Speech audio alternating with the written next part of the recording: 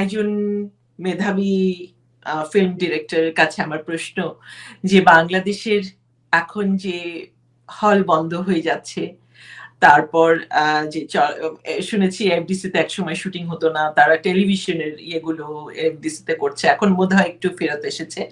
তো আপনি কিভাবে দেখছেন এটাকে? মানে কতদিন বা কি ভবিষ্যৎ কি বাংলা চলচ্চিত্রের বাংলাদেশে, যেটি আপনার বাংলা চলচ্চিত্রে বাংলাদেশের সিনেমার ভবিষ্যৎ আমি আজকে না 2012 সালে আমি পুসান ফিল্ম ফেস্টিভ্যালে যখন টেলিভিশন ছবিটা ক্লোজিং ফিল্ম ছিল, তখন ওখানে আমার একটা বক্তৃতা দিতে হয়েছিল ক্লোজিং স্টেজে। ওখানে আমি আমার ভুল ভাল ইংরেজিতে, কারণ আমি এত লোকের সামনে 7,000 লোক 5,000 লোকের সামনে তো দাঁড়ায় বক্তৃতা, আমার হাঁটু কাঁপছিল এবং সামনে মোহসেন আকমল বা কিম কিন্তু অল জায়ান্ট বসে আছে, ফলে আমার হাঁটু রীতিমতো কাঁপছিল। ফলে আমার ভুল ভাল ইংরেজিতে আমি যেটা বলার চেষ্টা করেছি সেটা হচ্ছে এই যে বাংলাদেশের দিকে চোখ রাখেন। আমাদের পাইপলাইনে ট্রিমেন্ডাস সব ইয়াং ফিল্ম মেকার আছে এবং আমাদের একটা অ্যামেজিং অডিয়েন্স আছে যারা নানা বিচিত্র রকমের ছবি উপভোগ করতে পারে।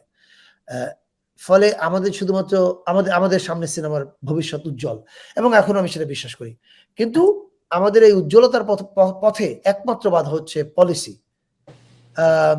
এই সেন্সর একটা জিনিস, আরো যত রকমের পলিসি বাধা আছে, এই বাধাগুলো যদি দূর করা যায় তাহলে বাংলাদেশের সিনেমার ভবিষ্যৎ উজ্জ্বল। অ্যাজ আই সেড, সিনেমার ভবিষ্যৎ উজ্জ্বল হওয়ার জন্য দুইটা মেজর জিনিস লাগে, তিনটা: film maker, audience and little bit of policy support. Policy support যদিও বা না থাকে, পলিসি হিন্ড্রান্সটা তুলে নিলেও আমাদের চলে। আমাদের দুইটা জিনিস আছে ইতিমধ্যেই, ফিল্ম মেকার আছে, আমাদের অডিয়েন্স আছে।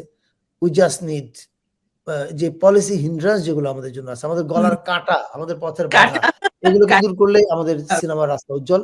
আর সিনেমা হল বন্ধ হয়ে যাচ্ছে, বন্ধ হয়ে যাবে, হয়ে যাওয়াই স্বাভাবিক। আমি জানি না এটি নিয়ে কেন কান্নাকাটি করে। সিঙ্গেল স্ক্রিন সারা পৃথিবী থেকে বন্ধ হয়ে যাচ্ছে। নিউ ইয়র্কের লাস্ট ছিল প্যারিস থিয়েটার বন্ধ হয়ে গেছে। মানে এটাতে you don't need to Cry.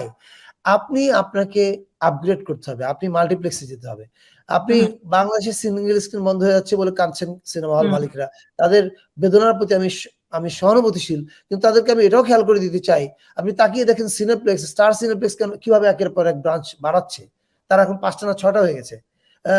Bashundhara সিটিতে আছে, জিগাতলায় আছে, মিরপুরে আছে, চিটাগংয়ে আছে, নানান জায়গায় আছে, রাজশাহীতে আছে। তারা এক্সপ্যান্ড করছে, আপনি কেন এক্সপ্যান্ড করতে পারছেন? আপনি মারা যাচ্ছেন কেন? আপনি মারা যাচ্ছেন কারণ সিঙ্গেল স্ক্রিনের মৃত্যু অবধারিত। খুব কষ্ট করে হয়তো কেউ কোথাও কোথাও টিকে আছে, বাট এটা টাফ।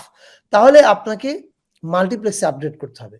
আপনি সময়ের সঙ্গে যদি নিজেকে আপগ্রেড না করেন, তাহলে তো আপনাকে কেউ আপগ্রেড, মানে আপনাকে কেউ হেল্প করতে পারবে না। You have to help yourself.